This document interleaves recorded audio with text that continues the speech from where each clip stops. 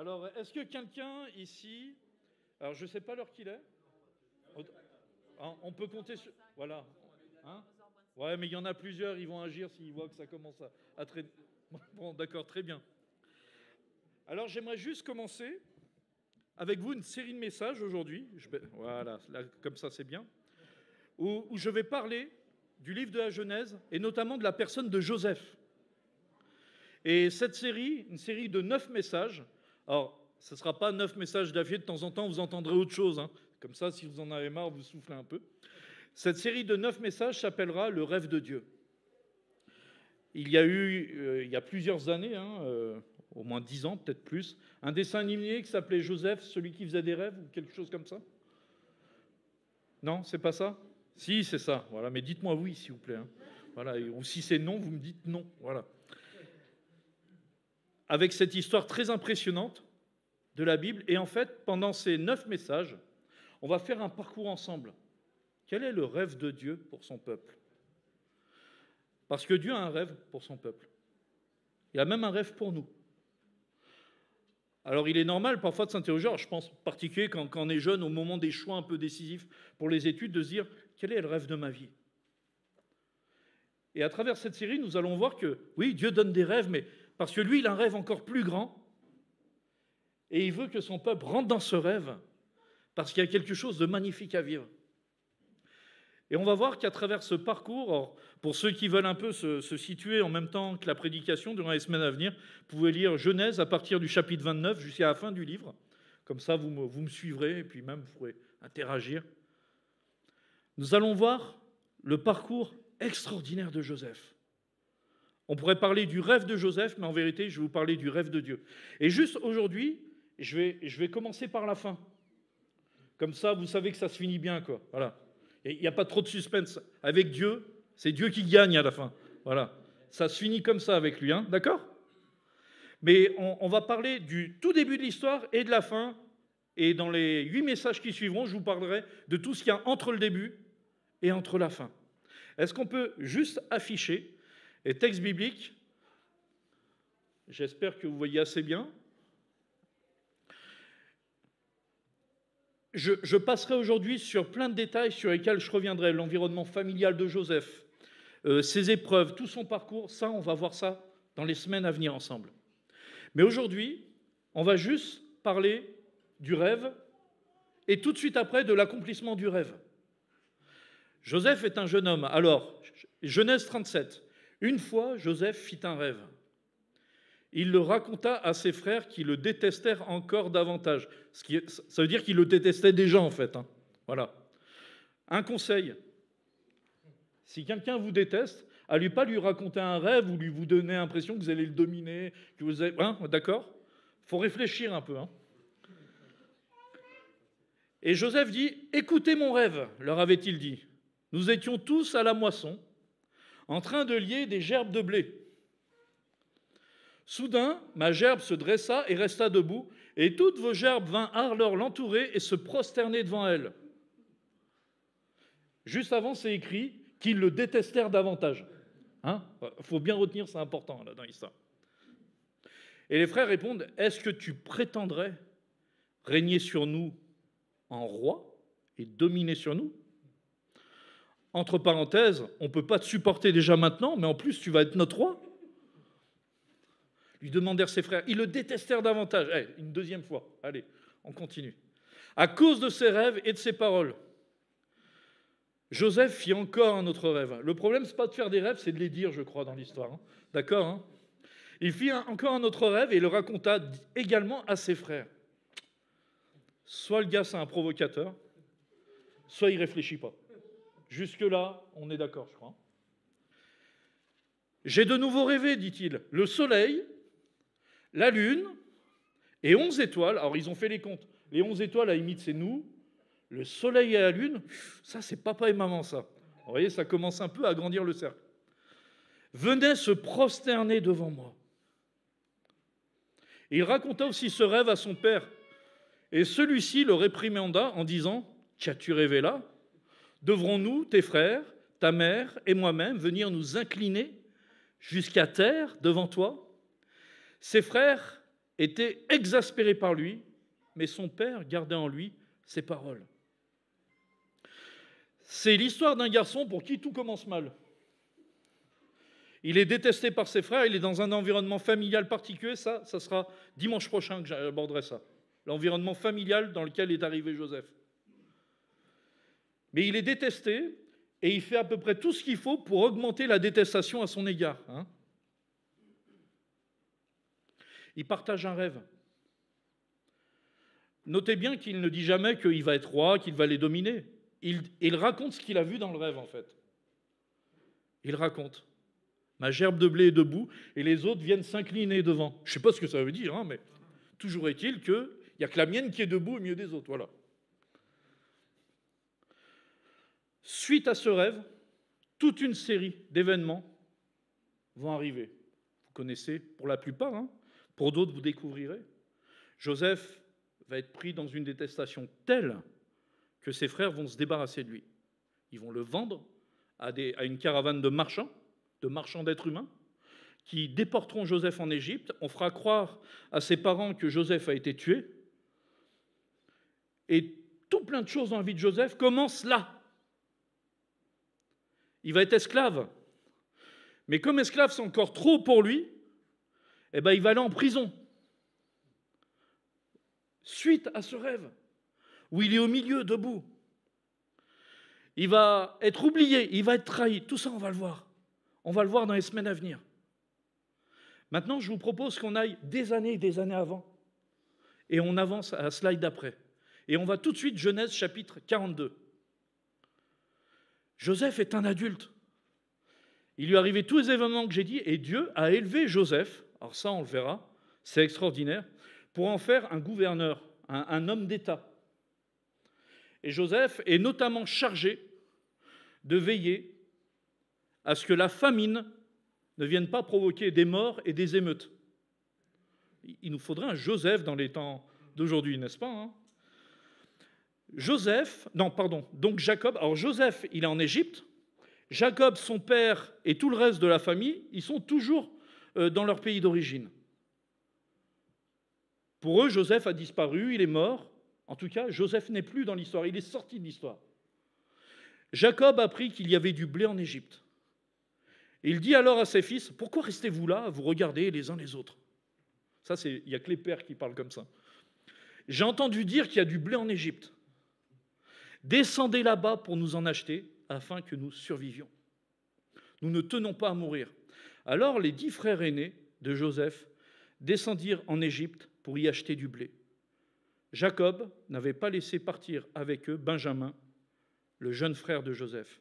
Il disait en effet, « J'ai peur qu'un malheur lui arrive. » Les fils d'Israël, qui est l'autre nom de Jacob que Dieu lui a donné, les fils d'Israël parvinrent en Égypte en même temps que d'autres acheteurs de blé, car la famine régnait dans le pays de Canaan. Joseph était l'administrateur du pays, c'est lui qui vendait du blé à tous les étrangers. Ses frères vinrent s'incliner devant lui, face contre terre. L'image du rêve, elle est là, à ce moment-là.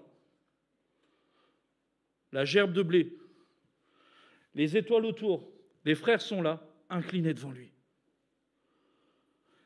Ce qui va être très intéressant, c'est de savoir tout ce qui s'est passé dans le cœur et la vie de Joseph entre les deux événements que je viens de dire. Le moment où il raconte son rêve et ce moment où ses frères s'inclinent devant lui.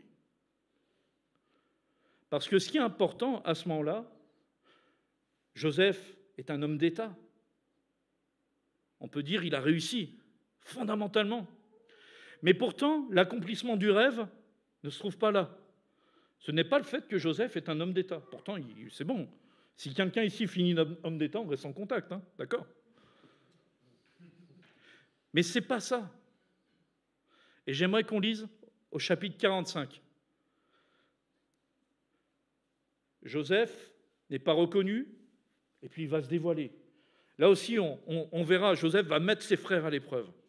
Alors Joseph, incapable de contenir son émotion devant les gens de son entourage, leur ordonna à tous de sortir. Ainsi était-il seul avec ses frères quand il se fit reconnaître d'eux. Mais il pleurait si fort que les Égyptiens l'entendirent et que la nouvelle en parvint au palais du Pharaon. Joseph dit à ses frères, « c'est moi, Joseph. Mon père est-il encore en vie?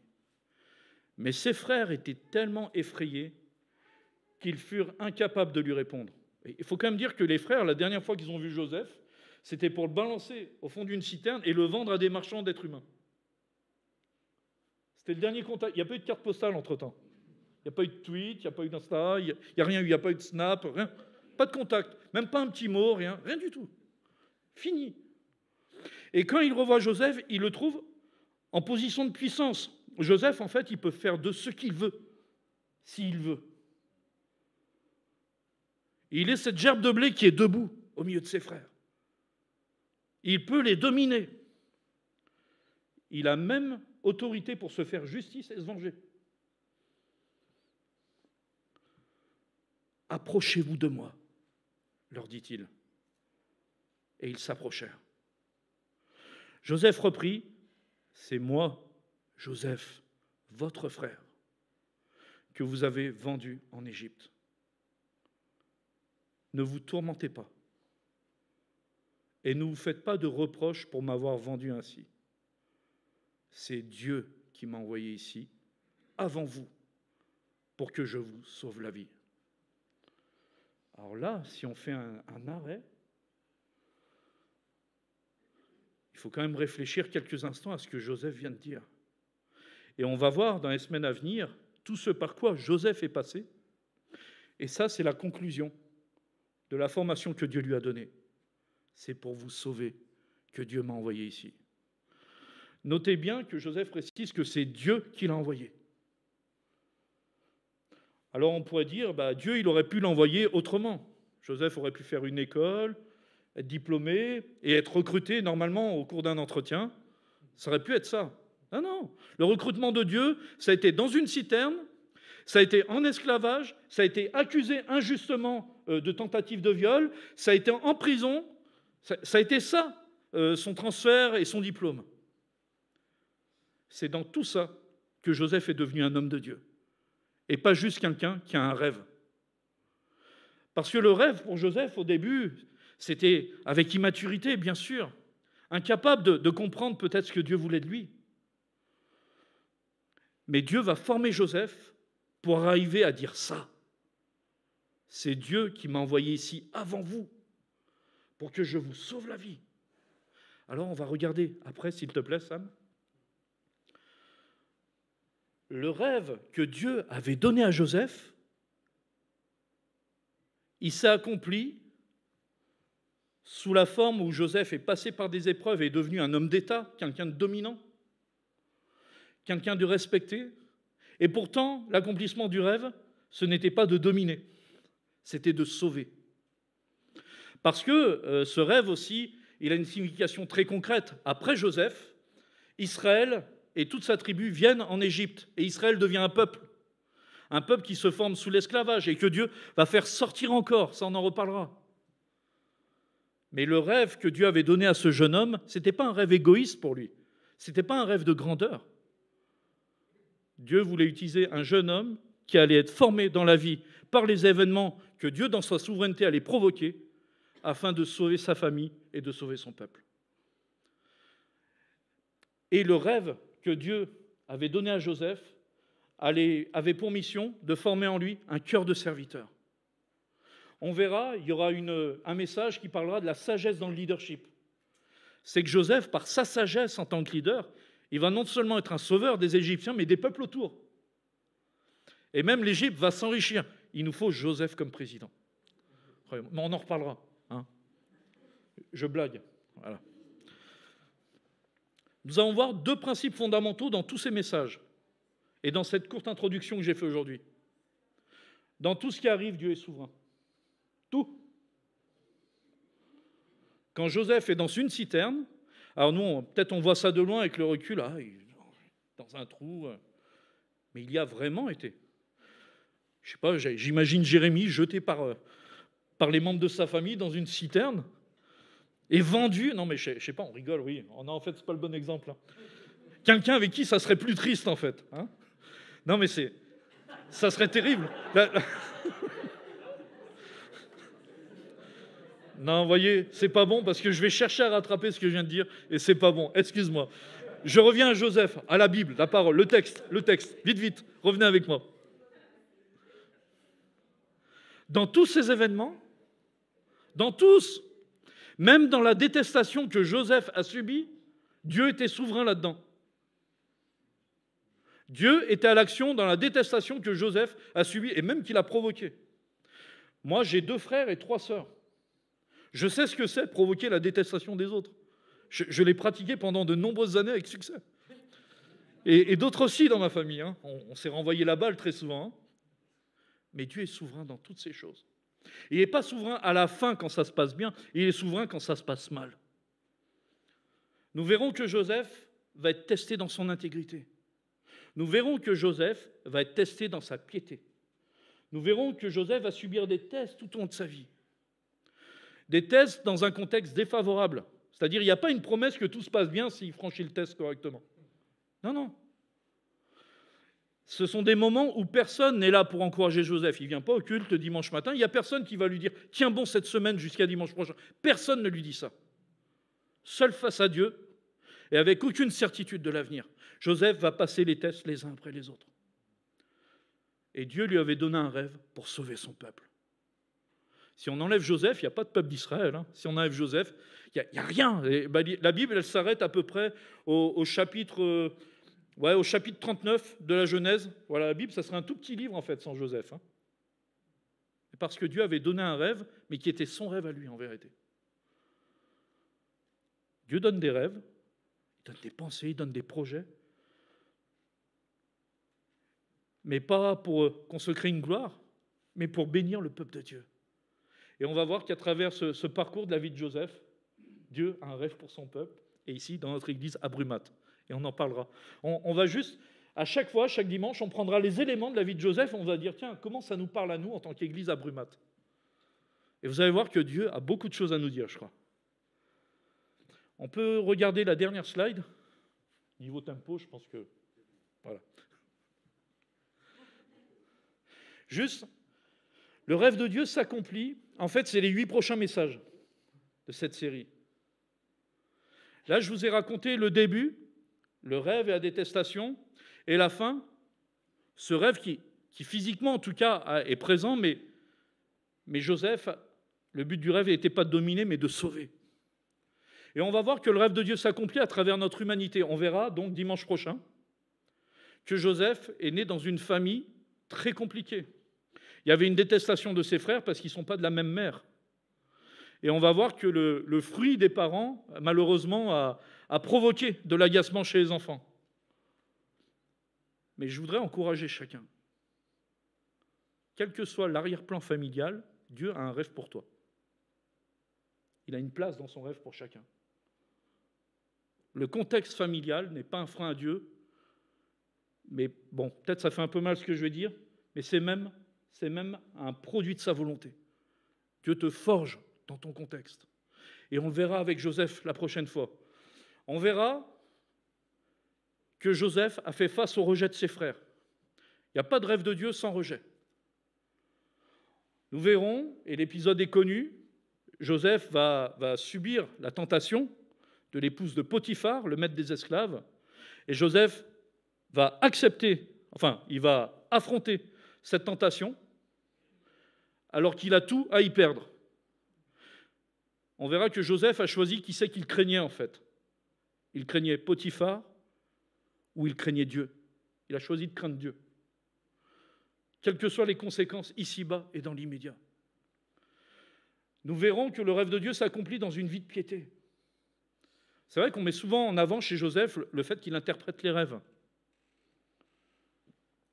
Or, c'est ça qu'il y a d'intéressant aussi dans ce qu'on appelle prophétique, parce que prophétique, ce n'est pas pour rendre les choses plus mystiques, c'est pour rendre les choses plus claires. Dans la Bible, les prophètes, ou ceux qui ont des dons de Dieu, pour parler, ce n'est pas pour que les choses soient encore plus nébuleuses, au contraire, c'est pour clarifier. Vous vous rendez compte que 2 serviteurs du roi viennent le voir, et il y en a un qui dit, voilà, il y a des corbeaux au-dessus de ma tête, ça veut dire quoi ? Dans 3 jours, le roi va te faire couper la tête. Bonne nuit, hein. Ah. Il savait ce qu'il attendait. Bon, pour lui, c'était pas marrant. Pas drôle du tout. Mais ça, c'est dans sa vie de piété, parce que Joseph a appris une vie de piété dans l'épreuve. Ça, c'est des vies de piété très fortes. Quand on parle avec des frères et sœurs qui viennent de pays de persécution, c'est vrai, on se sent coupable presque parfois. Hein. On a l'impression de dormir, quoi, comparé à eux. Mais l'adversité fait partie du rêve de Dieu pour notre vie parce qu'elle vient forger en nous une capacité à incliner notre cœur vers lui, quelles que soient les circonstances. Nous verrons que le rêve de Dieu s'accomplit par le don de la sagesse. Quand Joseph va être élevé en homme d'État, il va avoir une façon de diriger différente des autres, inspiré de la sagesse de Dieu, pour sauver. Un leadership bienveillant. On va voir que le rêve de Dieu s'accomplit avec une attitude nouvelle. Ça, je pense, ça va être un moment fort. Notez-le. Si vous loupez les 8 prochains dimanches, soyez au moins à celui-là, le numéro 6, là. Parce qu'il retrouve ses frères, et il y a eu beaucoup de changements chez ses frères. Je vous invite à lire votre Bible en vous rappelant la dernière fois que Joseph a vu ses frères étant jeunes et comment il les retrouve. Ses frères l'ont vendu et voulaient se débarrasser de lui. Et quand Joseph va vouloir réclamer que Benjamin, le plus jeune, vienne, les frères feront opposition pour protéger le dernier. Alors qu'ils avaient fait exactement l'inverse des années avant. Au lieu de se débarrasser du dernier, l'un se proposera même en échange pour lui. Oui, il y a eu du chemin. Elle est extraordinaire, l'histoire de Joseph. C'est des vies changées. On verra que le rêve de Dieu s'accomplit dans la pratique du pardon. Parce que là, s'il y a une histoire de pardon dans la Bible, dans l'Ancien Testament, c'est celle de Joseph.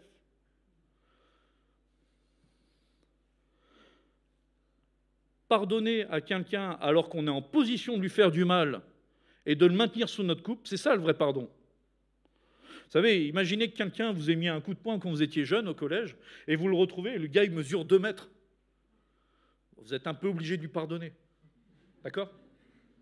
Vous comprenez le sens de ce que je dis ? Joseph, il n'était pas obligé de pardonner.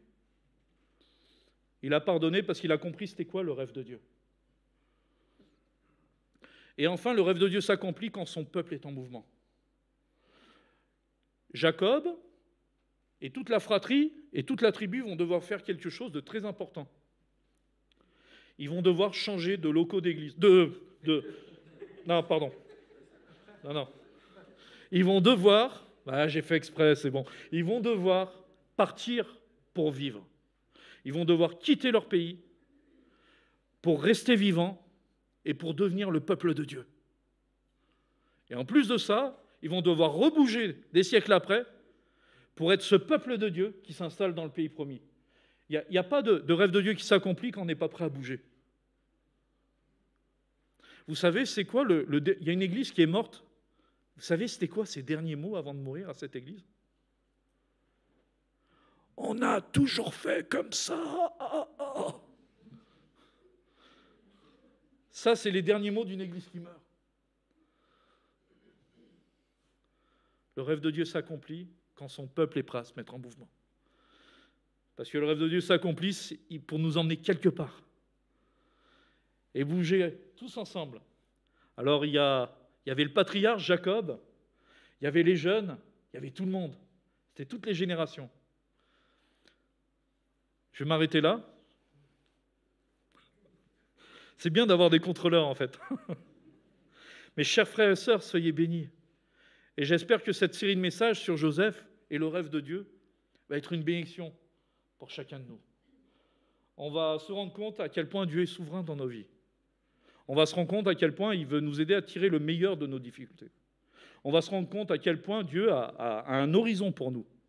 Il y a un arrière, mais il y a un avant. Et il y a autre chose devant, qu'on ne vit pas encore, qu'on n'a pas encore. Et dans le rêve de Dieu, il a prévu que son Église se déplace pour aller vers cet avant qu'il a prévu pour nous. Je prie, et je pense que je laisse Denis revenir encore, n'est-ce pas ? Père, merci pour ta parole et pour cette histoire incroyable de Joseph. Et je te prie que notre Église puisse s'inspirer de ce qui est dit dans ta parole, que s'il y a des choses d'ailleurs que moi je dis qui ne sont pas adéquates avec la parole, que tu nous les fasses sortir de la tête ou oublier, mais que ta parole puisse nous conduire, nous inspirer. Que ceux qui ont l'impression de perdre espoir puissent se rappeler que c'est peut-être un temps aussi, avec toi, pour grandir avec toi. Se concentrer sur toi.